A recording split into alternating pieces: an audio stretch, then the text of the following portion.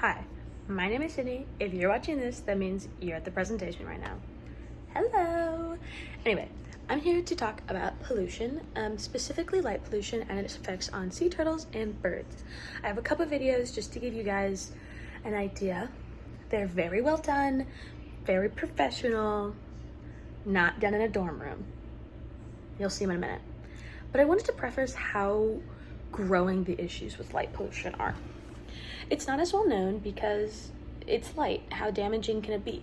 But as you'll see in the videos and throughout the presentation, is that light pollution causes the issues of discombobulation.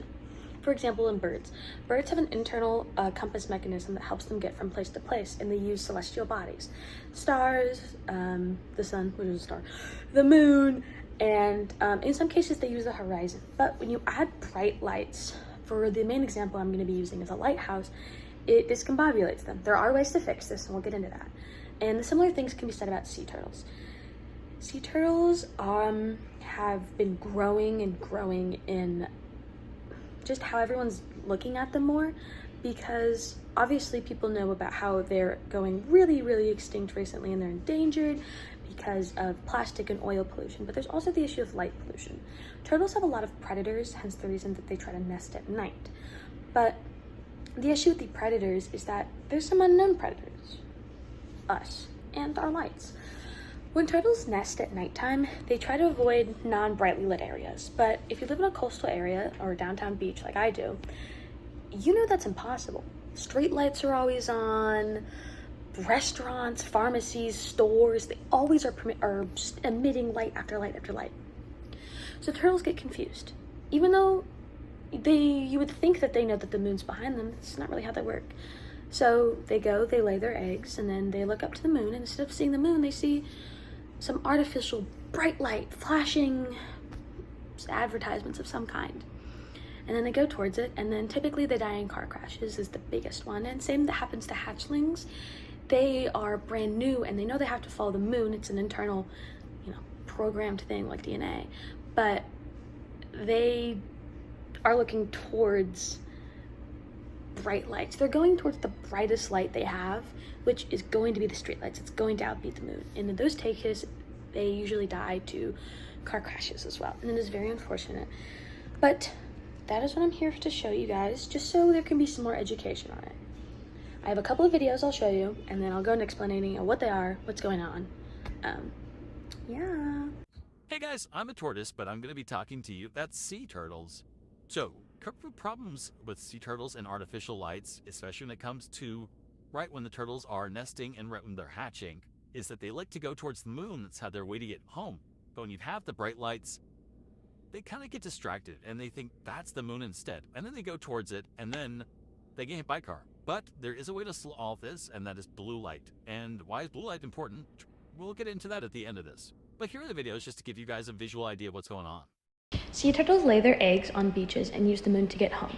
But with artificial light, they get distracted, think it's the moon, follow them, and typically get killed by cars. Hatchlings also use the moon to get home, but with the large artificial light, it goes towards that instead and can get into very dangerous situations. As you can see, the big light is now a different color of light. A color of light that doesn't affect the turtle as much, making it so the turtle can get to the moon and doesn't end up getting killed or injured. Now that we've seen how sea turtles are affected by light pollution, we're going to talk about how birds are affected by light pollution. As brought up earlier in the video, birds have an internal magnetic compass, and this is used to get them from destination to destination. All in the morning when it's bright and it's easily visible, this isn't as big of an issue of light pollution. However, when it's night and it's foggy, it causes a problem because they see the artificial light and go towards it instead of the moon or a different celestial body. Light has been used to hunt birds for quite some time. And in the next couple of videos, I'm again going to give some visual aids so you get the idea of exactly what I'm talking about. This video shows the purpose of lights in hunting birds and how it attracts them, and they go towards it and the hunters can easily catch them. The bird is trying to use the moon to get to its destination, but because of the large fog in the lighthouse, it gets confused and goes toward the artificial light instead, making it so the bird cannot reach its final destination. The bird's way is no longer obstructed by a bright artificial light, and it can now use the moon to guide itself to where it needs to go. You may have noticed that throughout this presentation, the type of light changed twice. It changed the same color. It's blue light. The problem that the sea turtles and birds both share is that the long wavelengths, such as red light, and medium wavelengths, such as green light, have larger effects on them. But shorter wavelengths, such as blue light, has a less effect on them. This was shown in two of the same ways, or one of the same ways, with the blue tape going over the light source that we were using. We also portrayed the short wavelength by using one of my shorter friends instead of one of my taller friends.